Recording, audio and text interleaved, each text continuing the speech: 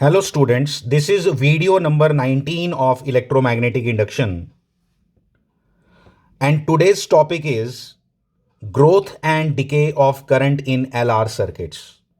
मतलब आज के टॉपिक को आप बोल सकते हो इट इज LR सर्किट पे टॉपिक है ये। तो LR सर्किट्स को जरा अच्छे से अंडरस्टैंड करते हैं।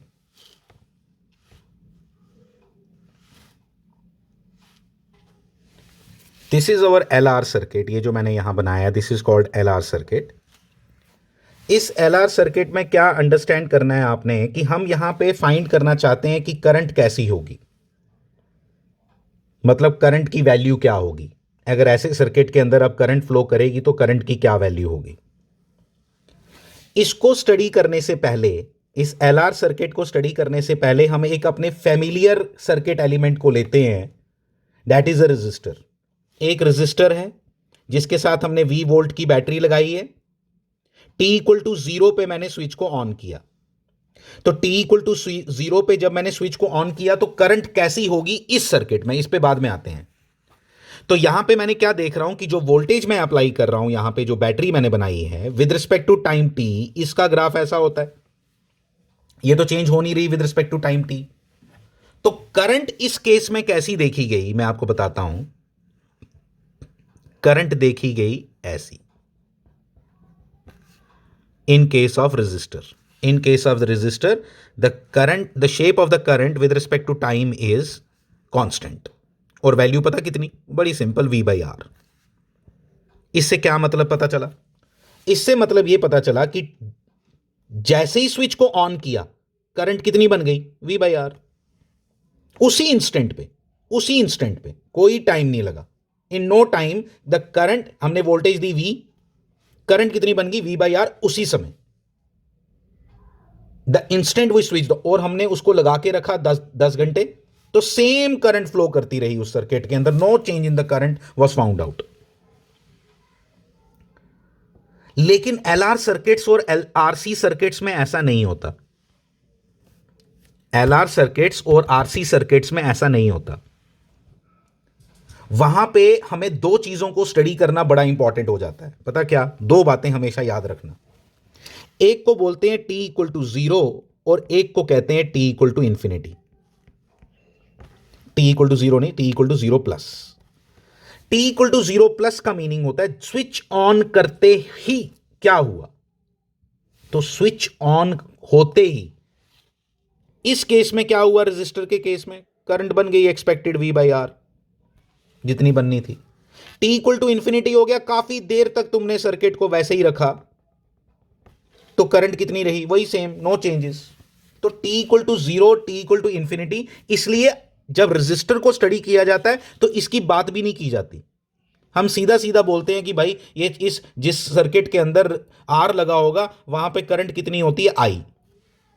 लेकिन in case of RL circuits हम करंट को पता क्या लिखते हैं, हम करंट जो इसके अंदर फ्लो करती है उसको I नहीं लिखते, उसको IT लिखते हैं, मतलब कि टाइम के साथ वो चेंज होती है। जबकि जो बैटरी आपने लगाई है, जबकि सोर्स जो लगाया है वो कांस्टेंट है, वो कांस्टेंट, जो वो जितनी वोल्टेज उसकी T इक्वल टू 0 प्लस पे है उतनी T इक्वल टू T पे है, उतनी T इक्वल टू इंफिनिटी पे है। लेकिन जब करंट उसमें से जाती है, कौन पंगेबाज है यहां, L के कारण पंगा है सारा। तो L के कारण ये जो चेंजेस आ रही हैं उसको हमने स्टडी करना है इन LR circuits.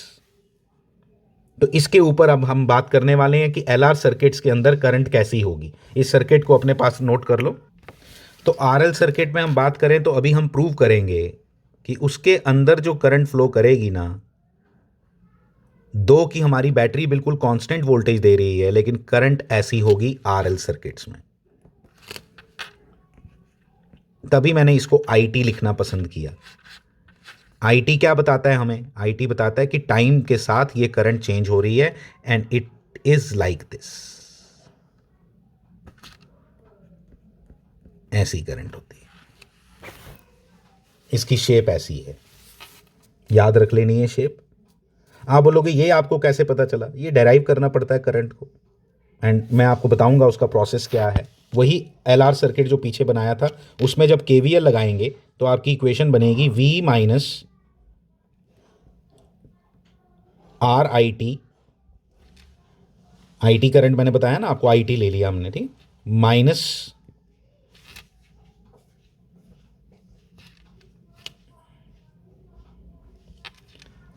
L D I T by D T is equal to zero. इस इक्वेशन को जब हम सॉल्व करेंगे, मैं नहीं आपको सिखा रहा अभी इसको कैसे सॉल्व करना है, नॉट रिक्वायर्ड, सीधी सीधी बात आपको बता देता हूं, नॉट रिक्वायर्ड। तो इसका, क्योंकि ये डिफरेंशियल इक्वेशन है, जब ऐसे भी करते हैं लोग इसको सॉल्व, बट हमारे लिए कोई मैटर नहीं करता, वो कोई डेरिवेशन नहीं पूछने वाला आपको। तो जब इसको सॉल्व करेंगे तो you will get I T equal to V by R 1 minus e raise to power minus R by L T.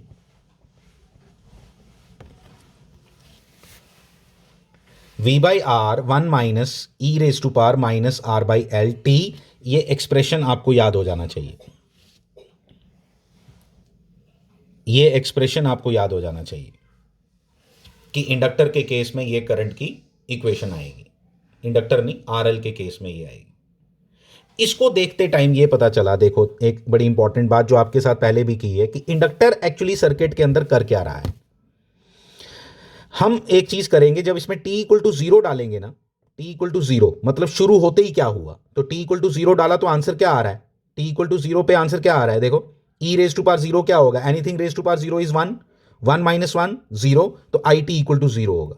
तो टू अवर सरप्राइज कि इंडक्टर का सर्किट में प्रेजेंट होने के कारण, जो हमने पहले भी सीखा था कि inductor opposes the change of current, उसको करंट का चेंज होना पसंद नहीं है, इसलिए जैसे ही स्विच ऑन करते हैं तो इंडक्टर में से करंट कितनी फ्लो करती है, जीरो। तो इसको बोलते हैं कि t equal to zero plus पे, यानी कि स्विच ऑन होते ही inductor behaves like open circuit. क्यों, आप देखो सर्किट कैसा था हमारा, ये हमारा आरएल सर्किट, इस सर्किट के अंदर t equal to zero plus पे स्विच ऑन होते ही करंट कितनी थी, जीरो। जैसे ही ऑन किया करंट शो ही नहीं हुई, और फिर आहिस्ता आहिस्ता वो करंट, आहिस्ता आहिस्ता वो करंट बढ़ती गई, आहिस्ता आहिस्ता वो करंट बढ़ती गई। तो आहिस्ता आहिस्ता जब करंट बढ़ती गई, ठीक है, इस मैं आपको इसका एक्सपेरिमेंटल भी बताऊंगा लेटर ऑन कि ये किस तरह से लोगों ने देखा, इस करंट को देखने का एक तरीका है बड़ा इजी, जिसको आप एक्सपेरिमेंटली देख भी सकते हो कि ये करंट आहिस्ता आहिस्ता बढ़ती हुई कैसे दिखाई देगी। और लेटर ऑन काफी देर के बाद t इक्वल टू इंफिनिटी पे एक और चीज बड़ी खतरनाक नजर आई, t इक्वल टू इंफिनिटी डालो, e raise to power minus infinity, t की जगह क्या डालेंगे, इंफिनिटी, तो क्या बन जाएगा, t raise to power minus infinity, e raise to power minus infinity, e raise to power minus infinity is 1 upon e raise to power infinity, and 1 upon e raise to power infinity is 1 upon infinity, and 1 upon infinity is equal to zero. तो equal to zero हो गया ये t equal to infinity पे, इसलिए answer क्या आ गया, v by R into one. तो v by R into one मतलब v बाई आर। तो बड़ी अजीब बात है कि जब हमने बैटरी लगाई इधर और इधर आर, तो करंट अल्टीमेटली कितनी फ्लो की, कुछ देर के बाद, काफी देर के बाद, यू शुड से काफी देर के बाद करंट फ्लो करना शुरू कर गई, कितनी, v बाई आर। मतलब कि इंडक्टर जैसे है ही नहीं। पहले t equal to zero plus पे स्विच ऑन होते ही क्या हुआ कि करंट हुई ही नहीं, जीरो, इसलिए उसको क्या बोला भाई, इंडक्टर बिहेव्स लाइक ओपन। भाई एक सर्किट है जो बिल्कुल क्लोज नजर आ रहा है, लेकिन करंट फ्लो नहीं कर रही उसमें। जब करंट फ्लो नहीं कर रही तो हमने क्या क्या अंडरस्टैंड किया उसको, कि inductor behaves like open circuit in in t equal to zero plus condition. t equal to zero plus को समझना, स्विच ऑन होते ही, ठीक है। और t equal to infinity means, t equal to infinity मतलब काफी देर के बाद, ठीक है, काफी देर के बाद। मैं एक्सप्लेन करूंगा आपको काफी देर के बाद का क्या मीनिंग है। उस समय करंट कितनी फ्लो की, v बाई आर, यानी कि जैसे इस सर्किट के अंदर इंडक्टर है ही नहीं, मतलब you need to replace this inductor by simply wire of zero resistance, और इसको क्या बोलते हैं, शॉर्ट सर्किट। तो इसलिए t इक्वल टू इंफिनिटी पे इंडक्टर बिहेव करता है कैसा, शॉर्ट सर्किट, और t इक्वल टू जीरो पे कैसा behave, t equal to zero plus पे कैसा बिहेव करता है, ओपन सर्किट, ओपन सर्किट। अब देखो इसी चीज को मैंने अभी आपको समझाया कि इसको कैसे अंडरस्टैंड किया था लोगों, अगर इसको एक्सपेरिमेंटली किसी ने देखना है तो कैसे देखा जा सकता है। देखो इस चीज को डिमॉन्स्ट्रेट करने के लिए हमने क्या किया, बीच में एक बल्ब लगा दिया यहां, और हमने क्या देखा कि शुरू में ये बल्ब बिल्कुल फुल ग्लो किया, जैसे स्विच ऑन किया बिल्कुल फर्स्ट क्लास ग्लो किया, बिल्कुल परफेक्ट। लेकिन उसके बाद जैसे ही टाइम बीतता गया तो ये डिम होता गया और अल्टीमेटली ये काफी डिम हो गया। कारण कारण देखो, क्योंकि पहले इसमें से करंट जा नहीं रही थी, तो सारी करंट किस में से जा रही होगी? बल्ब में से। जो इसकी करंट है वो सारी की सारी कहां से निकल रही थी? यहां से, क्योंकि उस समय इंडक्टर कैसा बिहेव कर रहा था? Open circuit. लेकिन लेटर ऑन जैसे जैसे जैसे जैसे टाइम बीतता गया तो ज्यादा करंट पास करना शुरू कर गई इधर से। आर की वैल्यू मान लो बहुत कम है, तो अगर आर की वैल्यू बहुत कम है तो इधर से करंट काफी ज्यादा फ्लो कर गई ऊपर वाले पाथ से, तो इसलिए आपका जो बल्ब है वो काफी डिम हो गया। तो दिस इज द एक्सपेरिमेंटल वे। इससे भी आपको दिखाई देता है कि करंट जो है वो पहले जीरो थी, किसमें? आरएल सर्किट में, लेकिन बाद में लेटर ऑन वो इंक्रीज करके उसकी वैल्यू काफी ज्यादा बन जाती है। कितनी? V/R। इसलिए जो इंपॉर्टेंट बात है इसमें वो क्या है? इसमें जो इंपॉर्टेंट बात है वो ये है कि आपका जो इंडक्टर है, ये दो बातें आपने याद रखनी है, इसके बेसिस पे न्यूमेरिकल भी करेंगे हम, कि t इक्वल टू 0 प्लस पे inductor behaves like open circuit. Open circuit मतलब ये। और t इक्वल टू इंफिनिटी पे it behaves like short circuit. Short circuit मतलब सिंपल एक वायर से रिप्लेस कर दो उसको। ऐसे मैंने पहले भी आपको एक्सप्लेन किया हुआ है ये कि शॉर्ट सर्किट का क्या मीनिंग होता है। ये इसका एक्सप्रेशन और ये इसका ग्राफ, ये आपको याद होना चाहिए। इसको बोलते हैं growth of current in LR circuit. Growth of LR circuit के अंदर ग्रोथ क्या? आहिस्ता आहिस्ता करंट बढ़ती है ना। आहिस्ता आहिस्ता क्यों बढ़ती है? क्योंकि इंडक्टर एकदम चेंज ही नहीं चाहता। तो एकदम चेंज नहीं चाहता तो actually it delays the change of current. ठीक है, it delays the change of current. Current उसके अंदर कितना बनना चाहती थी? V/R, लेकिन उसने डिले कर दिया उसको। अल्टीमेटली करंट बनी V/R, लेकिन उसने डिले कर दिया। ठीक है, और कितना डिले करेगा उसके बारे में हम बात करने वाले हैं। इसमें एक इस एक्सप्रेशन के अंदर एक बड़ी इंपॉर्टेंट चीज है जो है ये ई रेज टू पावर और इसका जो पावर है ये, इसके अंदर हमें क्या देखने को मिलता है कि जो R/L है ना, R/L के डायमेंशंस क्या होंगे? क्योंकि ई रेज टू पावर के जो भी ऊपर होता है ना उसके डायमेंशन क्या होते हैं? डायमेंशनलेस। डायमेंशनलेस ये कब बनेगा? R/LT, जब R/L के डायमेंशंस क्या होंगे? T inverse. यानी L/R के क्या होंगे? उल्टा T। तो L/R has the dimensions of time. This is very very important part. L/R has the dimensions of time, that is why this is called time constant. इस L/R को बोलते हैं time constant. L/R is called time constant.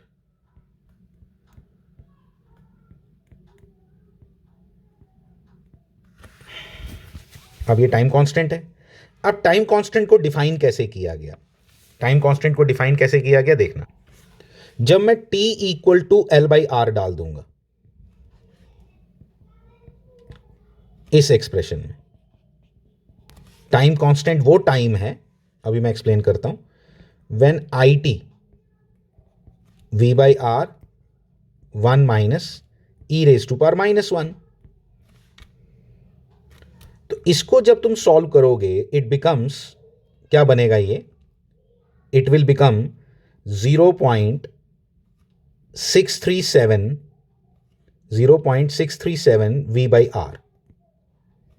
मतलब इस circuit के अंदर, LR circuit के अंदर अल्टीमेटली करंट कितनी बनी? V/R। टाइम लगा उसको बनने में, लेकिन बनी इतनी। ग्रोथ, तभी नाम क्या है? ग्रोथ। आहिस्ता आहिस्ता ग्रो करके करंट कितनी बनी? V/R। V/R से ज्यादा नहीं बनी। तो V/R का 63% हुआ ये। कौन सा? जब टाइम तुमने कितना डाला? L/R। तो इसलिए टाइम कांस्टेंट की डेफिनेशन लिखते हैं, it is the time when the current grows up to 63.7% of the maximum current. 63.7% मतलब यहां पे कहीं पे, यहां पे कहीं पे, यहां पे। ये टाइम कितना? L/R seconds. L/R सेकेंड्स के बाद करंट कितनी बन गई? T इक्वल टू इंफिनिटी पे करंट कितनी बन जाती है? V/R। लेकिन L/R सेकेंड्स के बाद कितनी बनी? 0.637 V/R। ये इंपॉर्टेंट डेफिनेशन है टाइम कांस्टेंट की, ये भी आपने याद रखनी है। इंपॉर्टेंट है टाइम कांस्टेंट का कॉन्सेप्ट। और ये टाइम कांस्टेंट हमारे को आइडिया देता है एक्चुअली कि करंट की जो ग्रोथ है वो फास्ट है या स्लो है। जिस सर्किट का टाइम कांस्टेंट ज्यादा होगा यानी कि उसको ग्रो होने में टाइम लगेगा। तो मतलब इट गिव्स यू आइडिया कि भाई टोटल करंट को बनने में एक्चुअली करंट ग्रो कहां से कहां करनी है, from zero to V by R. Current ने ग्रो करना है from zero to V by R, और इसको जीरो से वी बाई आर तक पहुंचने में कितना टाइम लगेगा ये आइडिया हमें कौन दे सकता है, क्योंकि टी जो एक्चुअल करंट है ना वी बाई आर, तो ये तो टी इक्वल टू इन्फिनिटी पे बनेगी, तो वो तो उसका टाइम नहीं हम कैलकुलेट कर सकते। इसलिए जो एग्जैक्ट हमें आइडिया देता है वो कौन देता है, टाइम कांस्टेंट। तो टाइम कांस्टेंट ये बताता है कि 63.7% किसकी होगी। आप एक सिंपल मैं दो आपको ग्राफ दे देता हूं, ए ग्राफ ये, ए ग्राफ ये, ठीक है। एक ध्यान दें,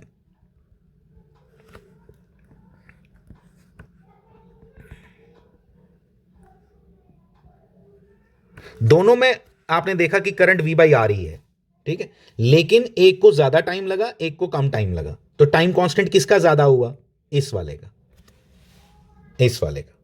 तो ये टाइम कांस्टेंट आपको आइडिया देता है, इतनी इंफॉर्मेशन आपके पास होनी चाहिए। इसके साथ का टॉपिक है आपका decay of current. Decay of current की बात हम क्यों करते हैं, क्योंकि जब इसी एल आर सर्किट को हम करंट दे रहे थे तो इंडक्टर एनर्जी स्टोर कर लेता है, हाफ एल आई स्क्वेयर, जो आपको बताया भी था कि वो एनर्जी स्टोर कर लेता है। और जो एनर्जी स्टोर करता है it is stored in the magnetic field, it is stored in the magnetic field. और वो जो एनर्जी स्टोर करता है अब उसको हम रिलीज कर सकते हैं इसमें।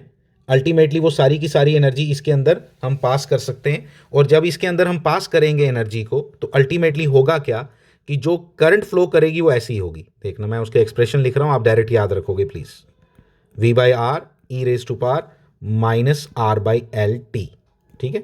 उसकी थी वन माइनस, इसमें वन माइनस नहीं, ऐसा है। और इस करंट की शेप कैसी होगी ये भी आप याद रख सकते हो। इस करंट की शेप होगी कि डिके शुरुआत कहां से हुई, वी बाई आर से, और अल्टीमेटली करंट कहां बनी, मतलब वी बाई आर से कहां पहुंचेगी, जीरो तक, क्योंकि इंडक्टर ने अपनी एनर्जी सारी इसमें लूज कर दी, ठीक है। This is decay of current.